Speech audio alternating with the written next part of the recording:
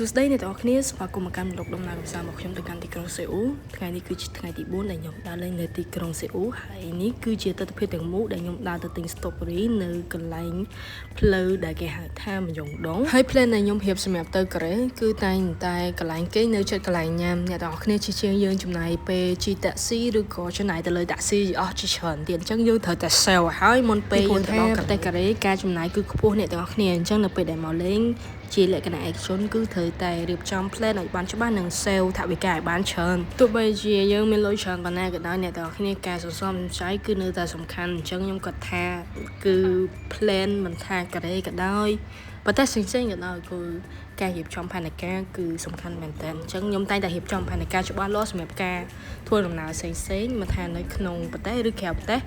ឲ្យតែចេញដំណើរកម្សាន្តគឺការរៀបចំ plan គឺស្ថិតដល់លើខ្ញុំអញ្ចឹងអ្វីដែលអាច save បានគឺយើង save ទៅអ្នកទាំងអស់គ្នាឥឡូវងាកមកបរិយាកាសរបស់យើងវិញបន្ទាប់ពីដើរអស់មួយរយៈពេលចាប់ផ្ដើមចូលពេលរសៀលខ្ញុំចាប់ផ្ដើមរកកន្លែងអីញ៉ាំហើយបើសិនជានិយាយចំពោះអាកាសធាតុគឺត្រជាក់អ្នកទាំងអស់គ្នាដោយសារខ្ញុំមកដើមខែ1ដូច្នេះហើយនៅកូរ៉េគឺ16 17ជាធម្មតារហូតដល់ធ្លាក់ព្រិលអញ្ចឹងអ្នកទាំងអស់គ្នាឃើញនៅក្នុងវីដេអូនេះហើយខ្ញុំញ៉ាំហើយគឺឃើញហុយសែងចេញពីមាត់យើងតែម្ដងដោយសារត្រជាក់ខ្លាំងពេកហើយបើសិនជាបើចង់កាត់បន្ថយអាកាសធាតុត្រជាក់យើងអាចយកជីនរូឬក៏សូជូមកកាត់បន្ថយភាពត្រជាក់របស់យើងបានដើម្បីស្អំបេះដូងរបស់យើងឬក៏សរីរាង្គកាយរបស់យើងឲ្យមានកម្ដៅខ្លះហើយងាយស្រួលដើរទិញអីញ៉ាំផ្សេងៗទៀតដូច្នេះនៅពេលដែលបងប្អូនបើសិនជាចង់មកលេងកូរ៉េចង់មកអាកាសធាតុត្រជាក់អាចមកពេលដើមឆ្នាំបានណាហើយឬក៏ចុងឆ្នាំដូចជាខែ11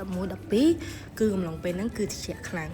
វាងាយស្រួលដើរដែរពេលដែលត្រជាក់យើងអត់សូវក្តៅយើងដើរសូវងាយហត់ប៉ុន្តែគឺអ្វីដែលយើងត្រូវធៀមគឺអាវក្រាស់ពីព្រោះធម្មតានៅពេលដែលយើងទៅក្រៅប្រទេសយើងតែងតែត្រូវការពេលវេលាមួយសម្រាប់ការ shopping ឬក៏ដើរញ៉ាំអាហារផ្សេងៗកាលណាតែត្រជាក់ពេក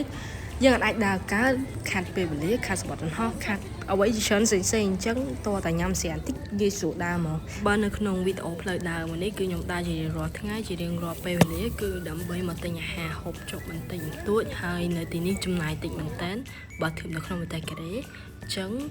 ចុះធំតែ5នាទីពីអូតែរបស់ខ្ញុំដើរមកដល់កន្លែងនេះហើយកន្លែងនេះគេបើកអាចជាដល់ម៉ោង2ម៉ោង3យប់អ្នកទាំងអស់គ្នានៅតែមានមនុស្សដើរធម្មតាអញ្ចឹងទៅអ្នកទាំងអស់គ្នាចង់ញ៉ាំអីញ៉ាំទៅមានគ្រប់សពទាំងអស់ហើយមានទាំង cosmetic fashion និង food ហើយបើសិនជាអ្នកទាំងអស់គ្នាញ៉ាំនៅមយ៉ុងដងអស់ចិត្តហើយ shopping ឬក៏ buy cosmetic fashion collection ហើយចង់ហួសទៅកន្លែងផ្សេងដូចជា Hongdae អ្នកទាំងអស់គ្នាអាចទៅបានដោយសារតែយើងអាចដាក់ schedule របស់យើងបានអ្នកទាំងអស់គ្នាបើសិនជាចង់ដើរមយ៉ុងដងពាក់កណ្ដាលហើយទៅ Hongdae ពាក់កណ្ដាលយើងត្រូវធំម៉ោង11ទៅយើងវិលមកមយ៉ុងដងវិញម៉ោង2:10កន្លះអីបានហើយយើងកំដៅយូរពេកដោយសារតែវាឆ្ងាយពីអូតែរបស់យើងអញ្ចឹងឥឡូវនេះគឺខ្ញុំកំពុងទៅ Hongdae ហើយអ្នកទាំងអស់គ្នាហើយពេលនោះគឺម៉ោង11យប់អ្នកទាំងអស់គ្នាហើយឥឡូវវីដេអូមយ៉ុងដង street គឺបានបញ្ចប់ហើយអរគុណអ្នកទាំងអស់គ្នាដែលបានទស្សនាបាយបាយ